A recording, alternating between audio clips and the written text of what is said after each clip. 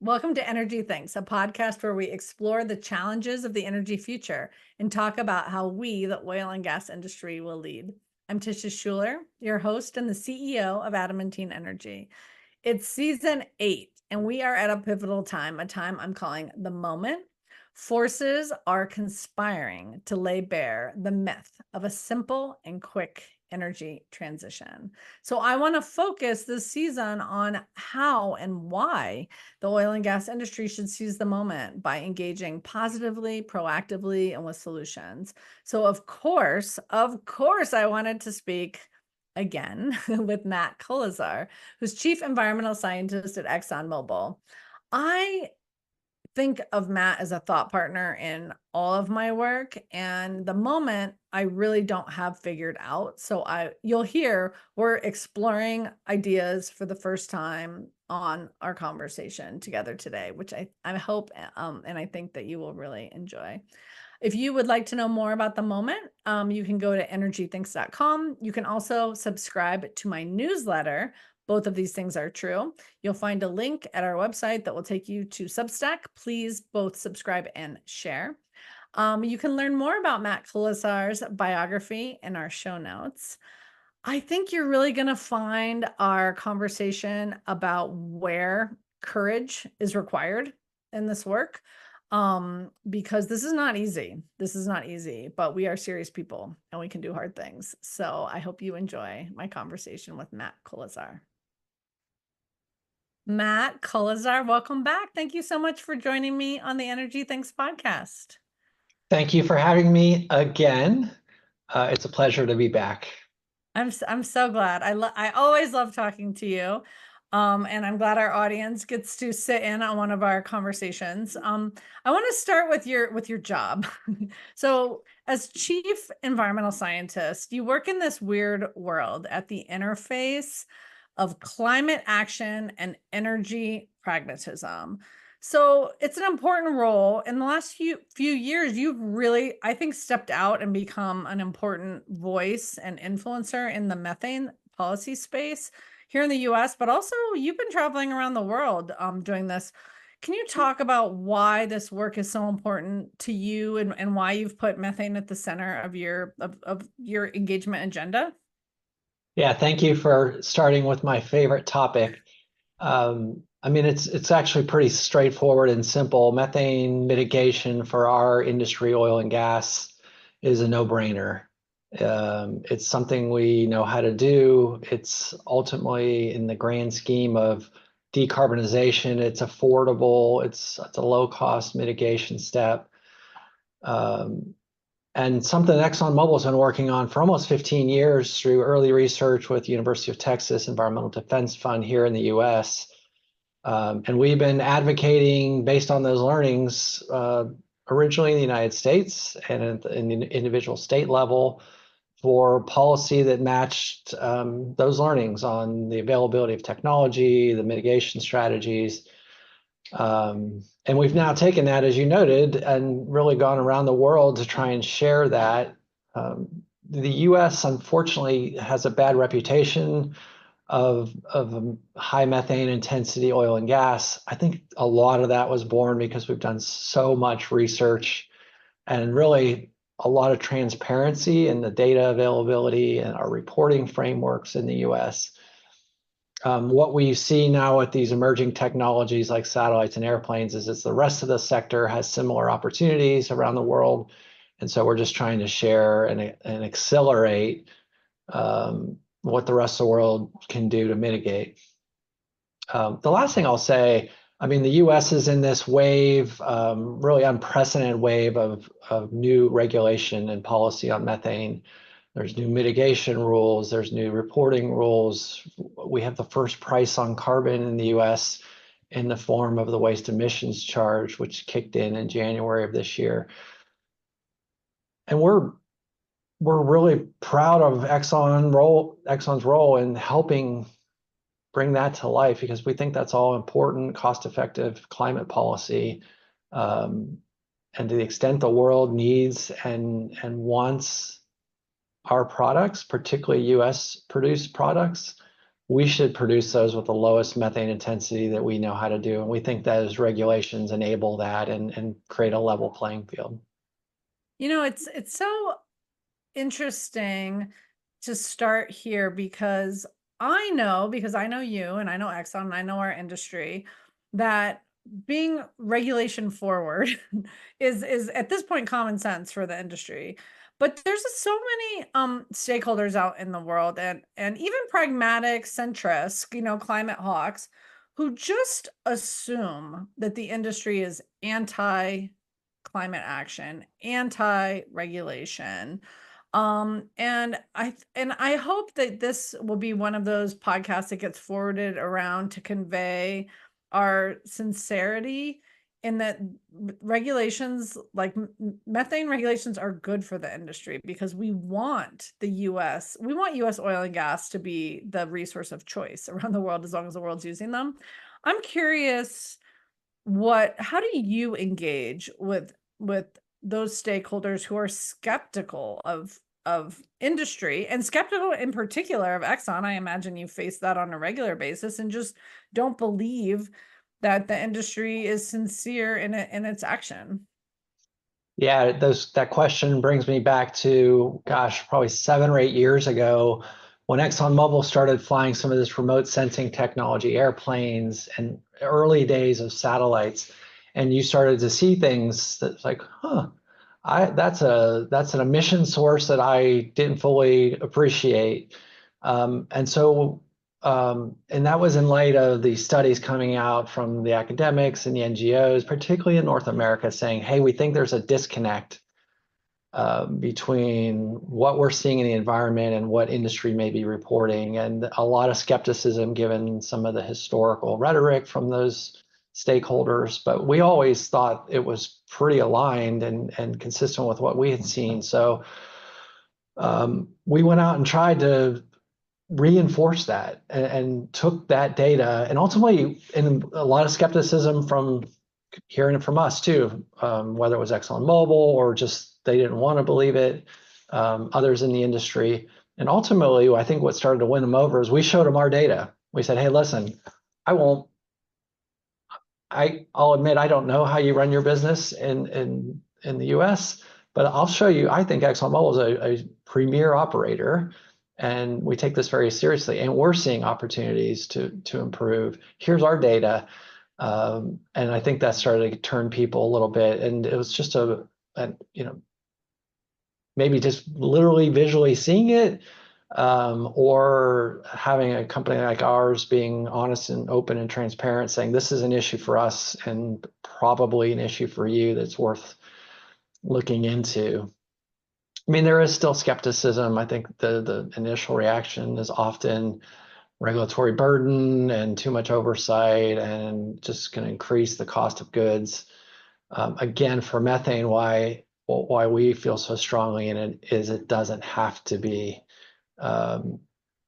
These are cost-effective mitigation steps that are being proposed in the US, Canada, even the European rules, which also came out this year.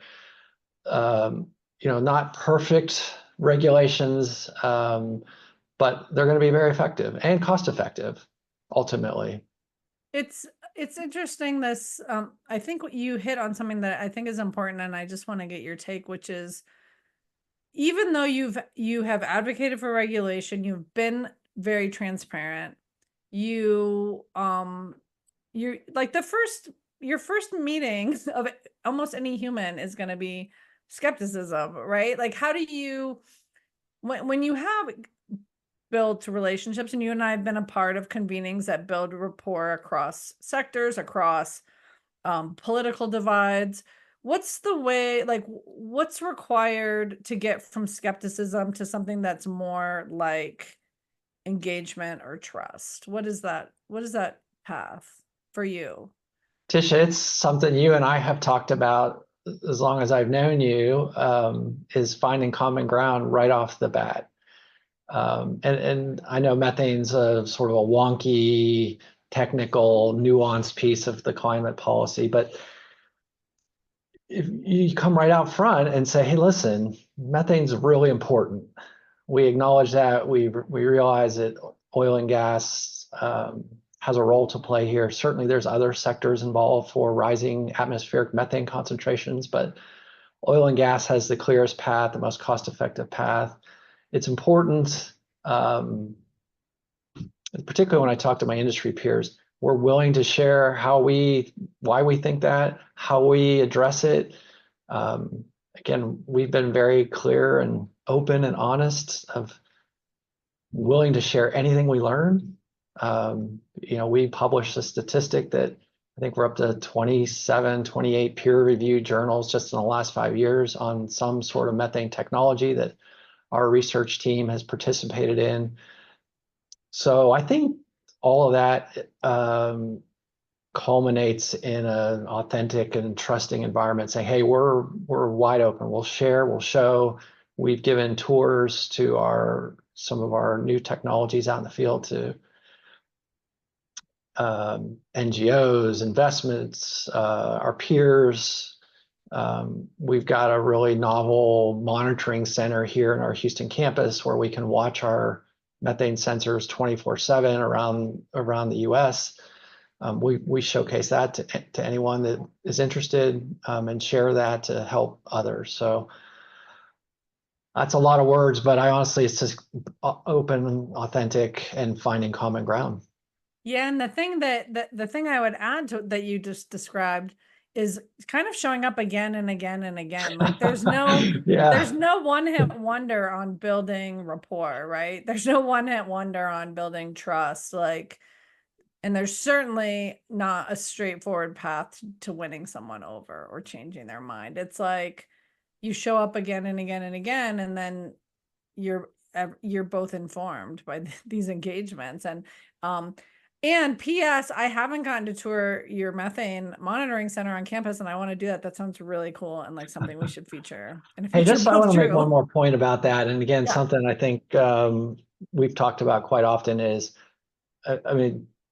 all the energy transition is in large part an engineering and scientific endeavor. But when we think about methane, and as an engineer, this wasn't always intuitive, but there is a cultural component to this, that the repetition and consistency of message and being present and saying, hey, I'm here to talk about this. And we're learning new information, which again, we're out deploying this wave of technology across our operations, and we learn something new every day about how methane performs in our global assets. So and the cultural piece feels like it's a long game, right? It just keeps showing up. Unfortunately for methane, it needs to be an accelerated long game.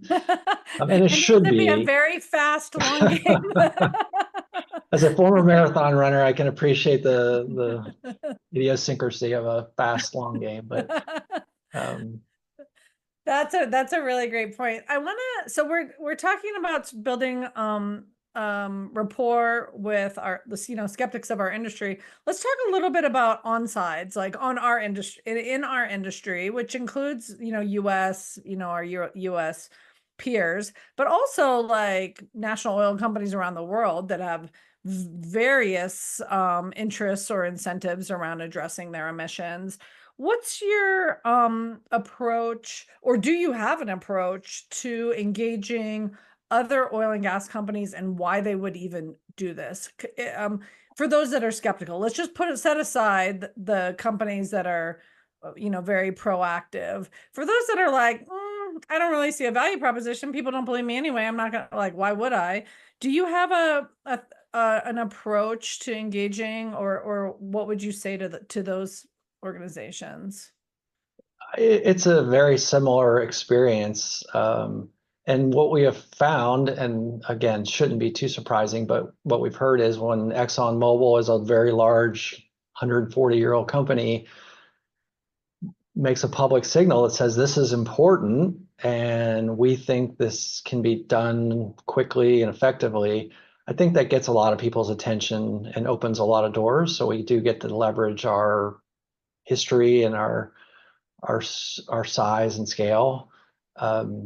And And I'll just reference another program, and we may have talked about it a few years ago on our last podcast, but through one of our industry collaborations, the Oil and Gas Climate Initiative, 12 of the larger oil and gas producers around the world, to really address your question, because we were seeing some hesitancy on why isn't this going faster outside of North America and why is there slow uptake?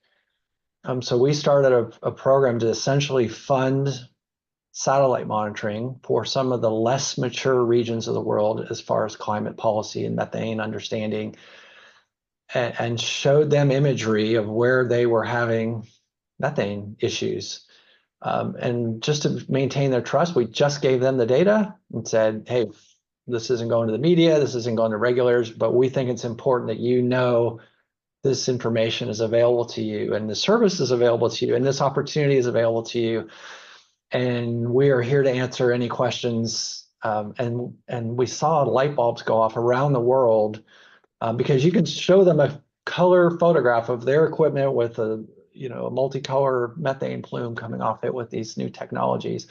And so it just ended up being very effective visuals and us telling them, hey, we've been through this ourselves, there's opportunities here, and we've really saw a tremendous response. And we're in our almost third year of doing that. We keep expanding it to more geographies to really share that knowledge in a very tangible visual format. So that goes a long way. And again, same things we talked about a moment ago is continue to show up, continue to collaborate, make sure there's a consistent message coming both from industry and regulators and other groups like IEA and the United Nations Environment Program.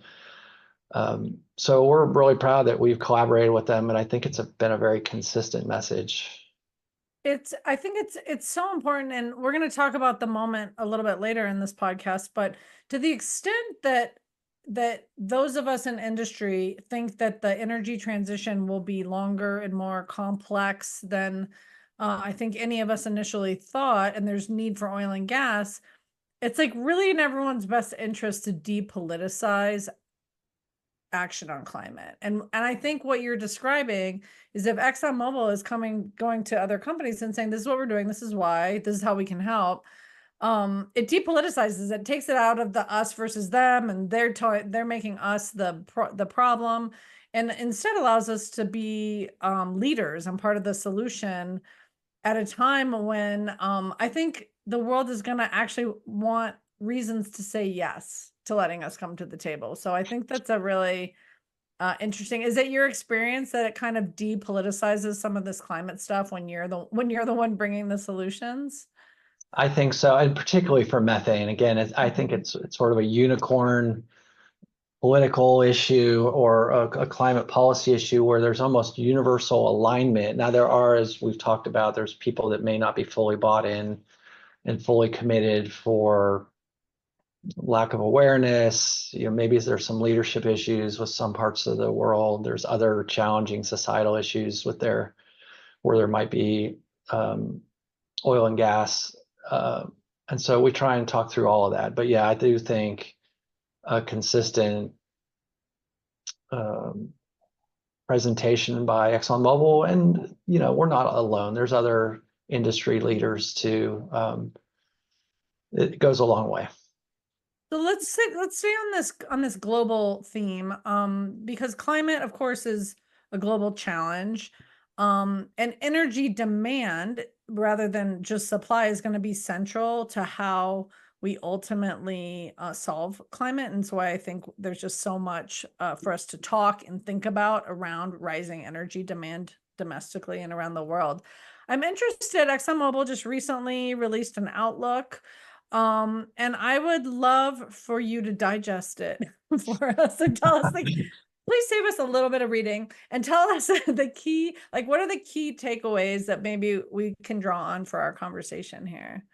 I will do my best. And that we do an annual outlook on based on a lot of external data sources and our own analysis, of course. We've done that annually for a lot of years. And again, that just our most recent update came out.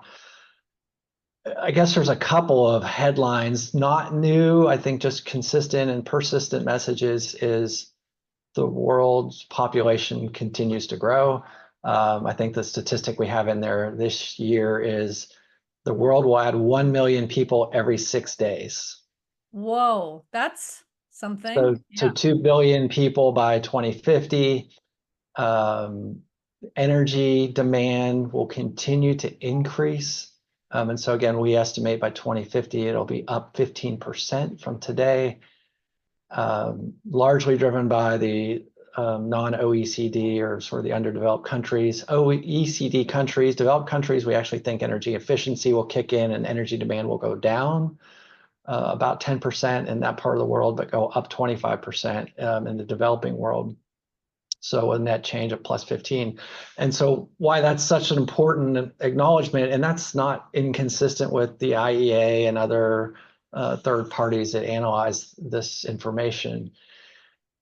It's just when the narrative is we need to get rid of oil and gas, the predominant energy source today, you really have to acknowledge that we can't just make a sweeping elimination of a major source when we have to grow and transition to keep a stable economies and affordable energy that sort of are the centerpiece and the cornerstone of human development. So there's another really interesting analysis really on the human development, and the UN has this annual human development index that shows sort of human development and prosperity versus energy consumption. And so the chart that we've incorporated into our report basically makes the very strong connection with access to energy and fossil fuel agnostic, just access to energy and human happiness, which is basically based on income, education, health. And that's when you do the math, when you say how much energy to bring sort of the impoverished up to modern standards, it's almost 4 billion people live below modern energy access. And so again, you put that together with 15% increase in demand, just shows you the need for all the energy solutions available and why, at least with the policies on the book today, our outlook shows that oil and gas demand will be about where it is today, about 100 million barrels a day in 2050. I mean, that makes sense. I'm not, who would I be to quibble with Exxon's economists and energy forecasters? But I might hazard that even those projections, if we think about developed economies and the growing need for power around data, that there are projections out there that are starting to question this idea of plateauing energy demand or even falling energy demand in developed economies. So I won't quibble with them because I'm just going to assume they're right. But I think there may even be more than what you're saying. Like I had thought until quite recently that energy for 4 billion people to move into the middle class was going to be our number one driver. If the landscape also changes in developed economies, your numbers may even be modest, right? May even be conservative. It's quite a different paradigm than the way we usually talk about the energy transition, which is about switching things off and switching other things on. But this massive growing pie. Do you have any thoughts about that? Yeah, let me just say a couple of things. One is I really forgot that, I didn't forget, I just hadn't gotten to really some of the most important concepts of what gives you encouragement that we're at least on the right path and we're having the right conversations. Our outlook has global CO2 emissions plateauing in 2030, which I think will be a great accelerant for the world to see us making that turn as a society. And then even with all that increased demand, in energy demand and oil and gas demand being plateaued, we do see a 25% decrease in global CO2 emissions by 2050. Again, efficiencies, renewable growth, which we see is pretty significant over the next 25 years. And then sort of these decarbonizing industries that we've heavily invested in, like carbon capture and sequestration, storage, hydrogen, so switching the fuel source, biofuels. So we see those all playing a big part. And so the 25% isn't where society wants to go. And that was really one of the key themes of our report. It wasn't really a prediction.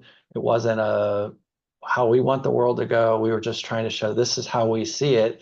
And the world is not on track for a net zero economy by 2050.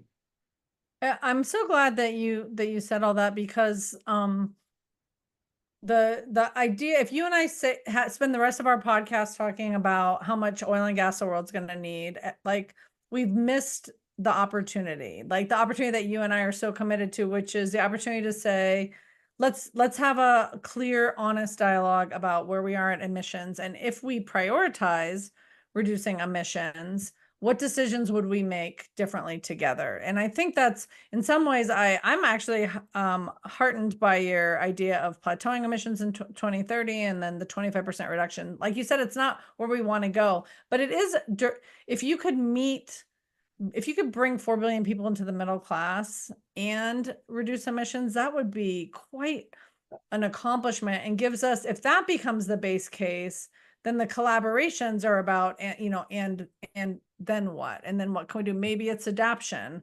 Maybe it's further aggressive emissions reductions. Amen. And I think that's the conversations that we try and foster by publishing a report like this, right? There's not that many companies that do it. But that's exactly the discussions we hope to have with civil society, policymakers, academics, technology vendors, on how we can move that needle. So we're sort of like tripping into the moment. So I'm gonna set it up a little bit, which is the moment. What I think is that civic leaders, like a civic leader who is receptive to the ExxonMobil outlook and looks at it, will say, okay, like, it's maybe not as bad as I thought, but maybe it's also not as good as it could be. I'm understanding that there are these forces that are going to make the energy transition a lot harder than I thought it was going to be. And some of those forces are increased power demand to meet AI, as you mentioned, raising 4 billion people out of poverty through more access to energy. But also there's some, I think one of the forces may be around just understanding the complexity of the energy transition and and having more conversations about the time frame and the trade-offs that are required.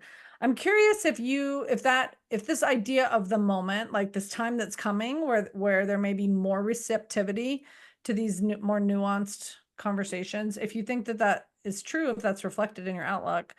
And if so, what do you think are the forces that maybe matter most, that will create these opportunities for conversation? I do think there's been, I think energy literacy is going up and people understand some of the complexities better, and that's great, right? The media has been helpful in that. There's been a broader discussion about the challenges and opportunities. I'm optimistic that as we start to see some of this policy start playing out, and again, that's what's going to drive this reduction, this plateau by 2030, and this reduction by 2050.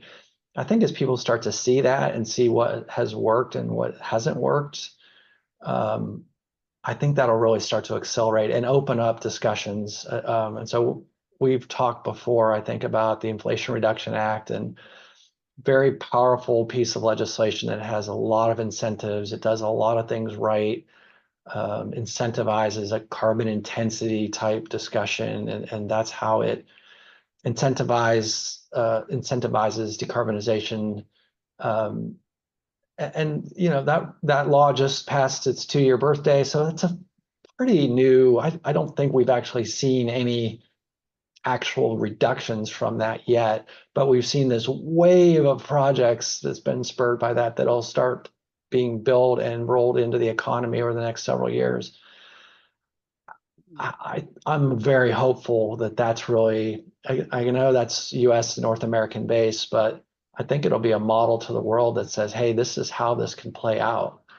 Um, I like Now, the way you're thinking about this in the context of, I mean, even just the way you frame things is a conversation starter in the sense of like, let's see what's working and what's not and build off of that. That's different than it's been 2 years and nothing's happened, which is maybe a less engaging way to embark upon these conversations.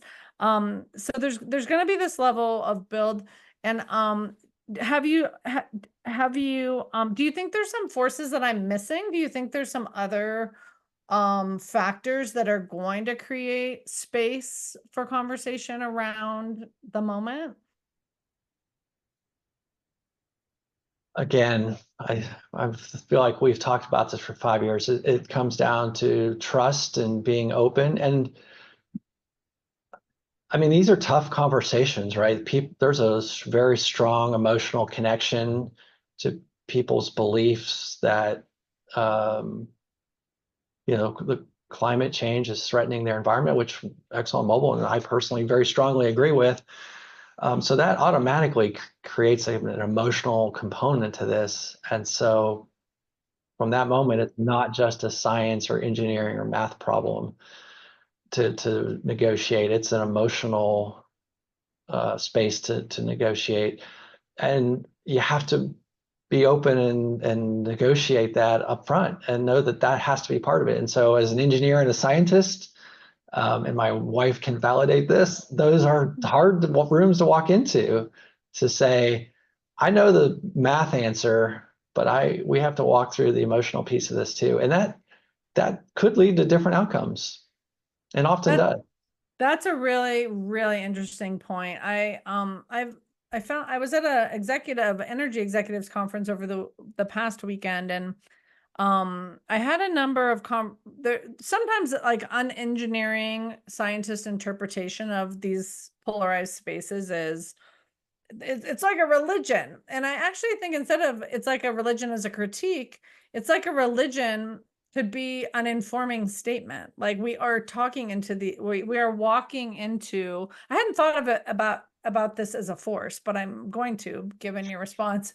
But is like the very personal, very emotional, very identity driven, and in some cases the very sort of panicked feeling that people have about this. So genuine fear is a powerful motivator. These are also factors to how the conversations will be had.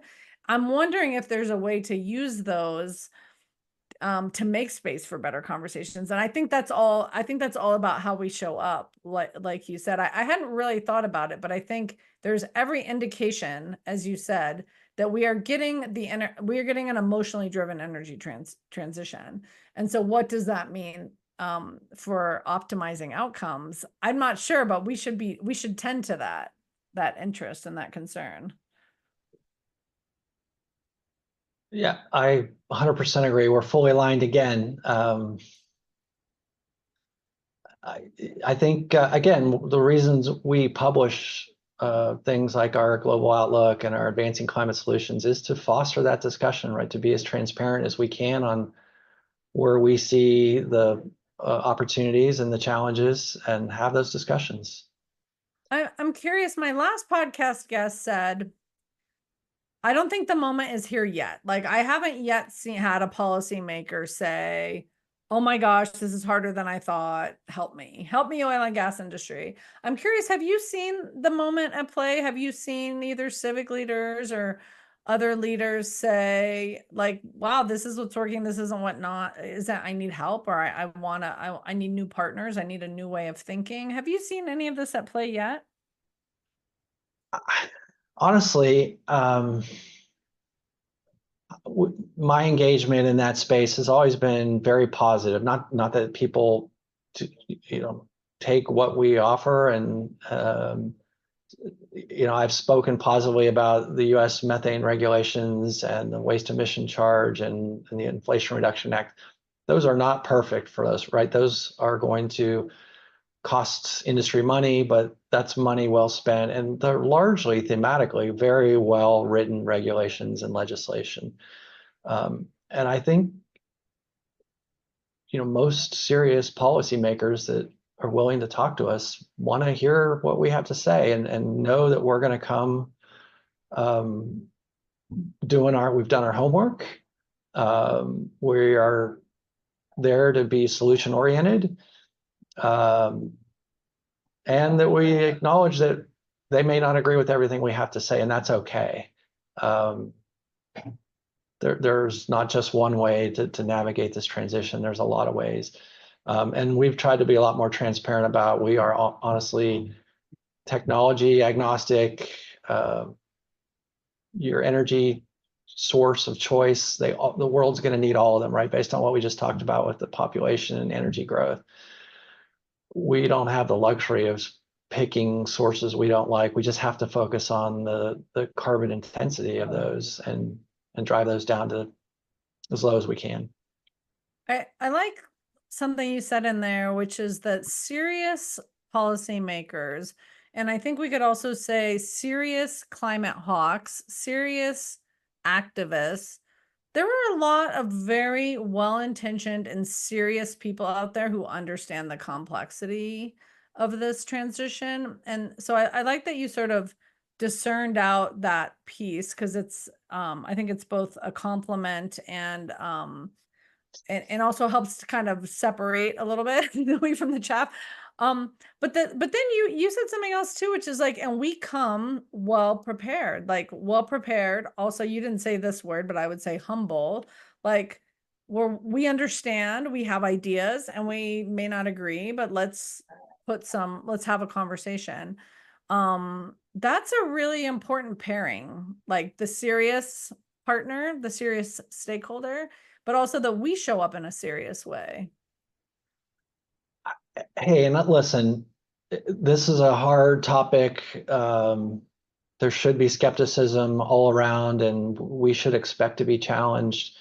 And I'll go back to an earlier point. I think, a company like ExxonMobil or oil and gas industry at large is prove it, right? Show me.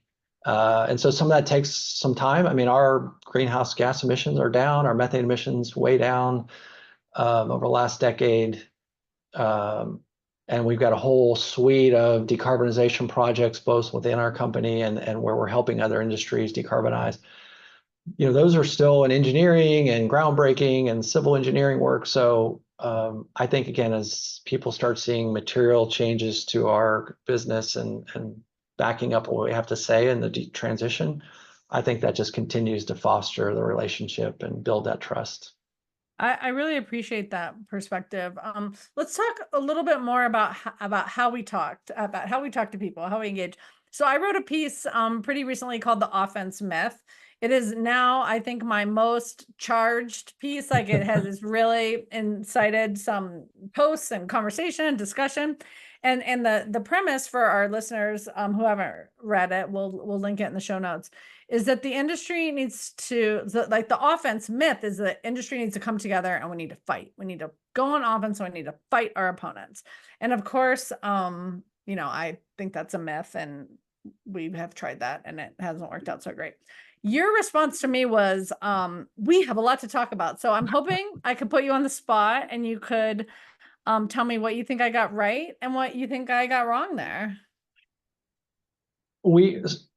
Yeah, I'm happy to talk about it. I was in a workshop a few weeks ago with young state legislators that had convened at a national conference in Washington, D.C. And my message to them was that the world needed them. Whatever you believed in with oil and gas or renewables or nuclear, the energy transition was going to require significant policy change. Regardless of how you saw it playing out, the world has to change, right? Transmission, pipelines, building new equipment, whether it's renewables or nuclear or oil and gas or carbon capture or new pipelines. all of that has to change.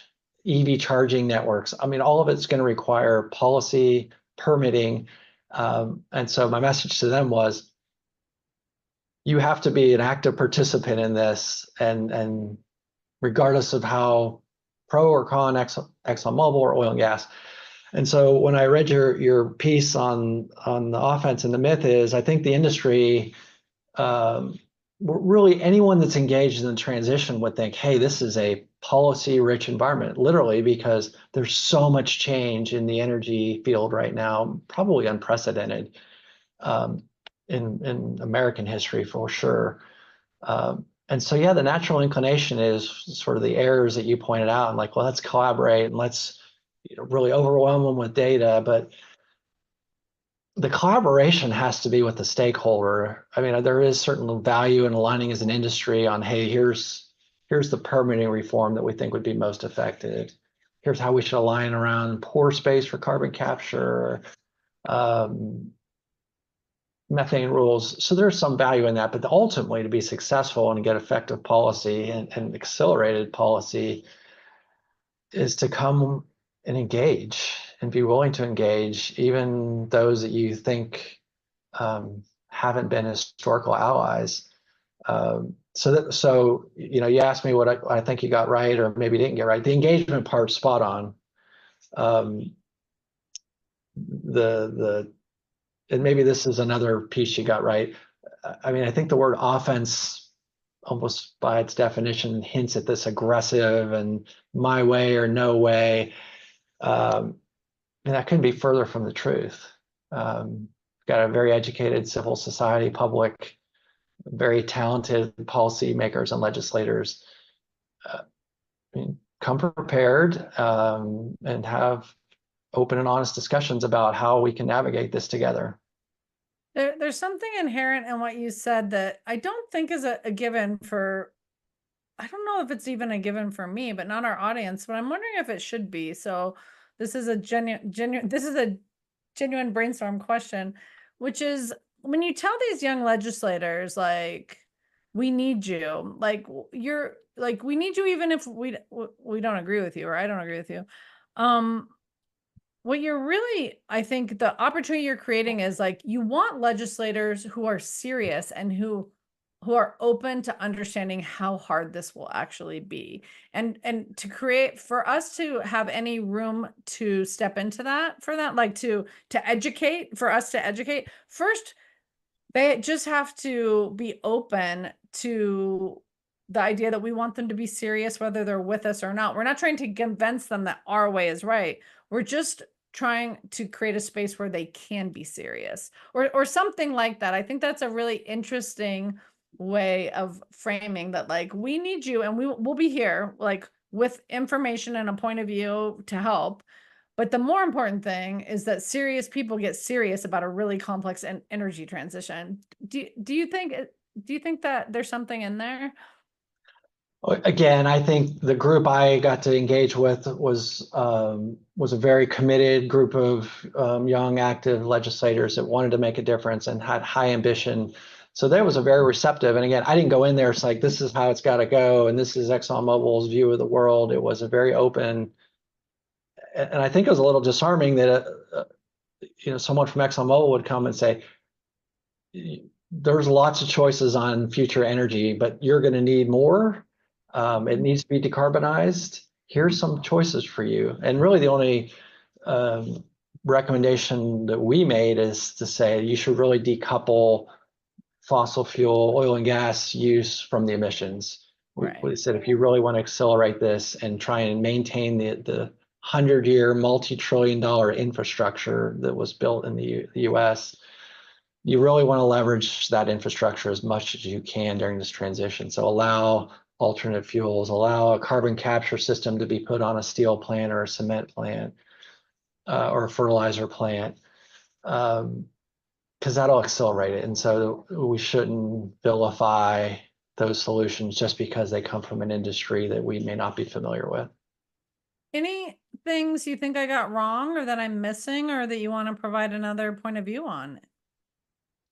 I think you're fostering the right discussion, and I'll be fascinated to see how your open conversation with your followers goes over the next year. I Yeah, mean, it's we a are tough. in we're really in an unprecedented time just from Mhm. availability of uh, opportunity to influence policy that can really set the U.S. And enable the U.S. to be a global leader on how this should go while maintaining, not deindustrializing, maintaining this robust, vibrant economy. Right, we've seen a return of manufacturing, um, and we've decarbonized, more than most countries in the world already. And so, how do we make that next step to further deep decarbonization?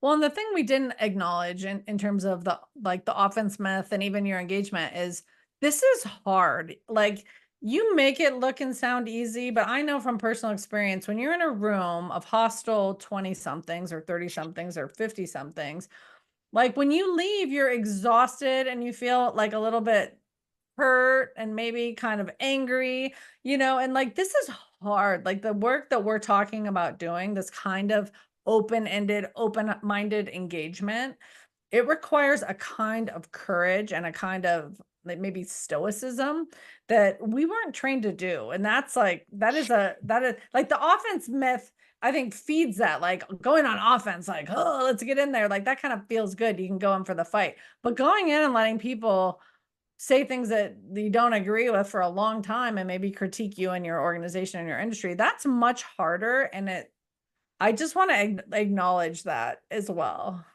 You certainly run the gamut of emotions in those engagements, but I mean, ultimately, it's worth it, right? And it's Mhm. actually really energizing at the end of it. And I hope they feel similar. I hope they feel the whole range of emotions just like I did. We all deserve it. Um, but these are really difficult. And I think I mentioned this in our last discussion. Once in a generation type of decisions we're getting to make here, and it's never been more important to get it Yeah, right. that's right. And it's worth it. It's worth it to have to be courageous and angry and hurt and stoic to get to do the work that we do. I totally agree. Is there anything I haven't asked you yet that you wish I had? I think we've covered a lot. We have. And I don't want to spoil from my next visit in 3 years, so I don't want to steal from that. Good point. Yeah, we don't want to steal. We don't want to steal from that. So Matt, I'm gonna ask you the final question I ask all my guests. What are you most optimistic about? So much. And I'll go back to, I just want to highlight some of the points I made earlier. I mean, the fact that we see a line of sight to the world's carbon dioxide emissions sort of turning the corner and starting to reduce with all the work that civil society has taken on. Um, and the fact that there's a line of sight to 25% reduction by 2050. Um, I'm really proud of our company, really, as we saw this transition materializing in our establishment of our low carbon solutions business. Um, we've announced 5.5 million tons per year of reductions with third parties. That equates to about 2 million cars being transitioned from gas to EVs, which is more than were sold in the US last year. So kind of under the radar that we've developed uh, programs to reduce steel, fertilizers, industrial gas, um, and that's the solution set I think that a company like ours can bring to bear. Um, Again, continue to provide affordable, secure energy source, a growing need, and helping to decarbonize the energy sector at the same time. So I'm optimistic about the direction the world's headed. I'm proud of our companies leveraging our scale and resources to be a big part of that. Well, I think you provide all of us with a good example of how we can be poised for the moment, poised for the invitation to help. And the cool thing is that you have the proof points. Exxon has the proof points on why you want an oil and gas partner with great scale, with great reach and great scale. So Matt, thank you so much for joining me on the Energy Things podcast. Thank you for having me. That's our episode for today. Thanks so much to Matt for joining me. And thank you for listening to Energy Thinks and giving me an excuse to talk to awesome people like Matt. I really love this conversation. I have some new things to think about. I have some notes to make in the book outline. But one thing that surprised and delighted me was at the end where Matt talked about like, yeah, this is really hard and it's worth it. We have a once in a generation opportunity to influence something that's really hard, really important, really urgent. So I love that. I would love it if you would take a moment and rate the podcast. It helps other people find us. If you want to know more about our work, please check out energythinks.com. While you're there, I hope you'll subscribe to my newsletter. Both of these things are true. I'd like to thank Lindsay Slaughter, who's stepped in and helped made this edition of Energy Thinks possible. And thanks as always to Kayla Chieves, who keeps all of our content rolling along. Until next time, I'm Tisha Schuller, wishing you and yours happiness, prosperity, and good health.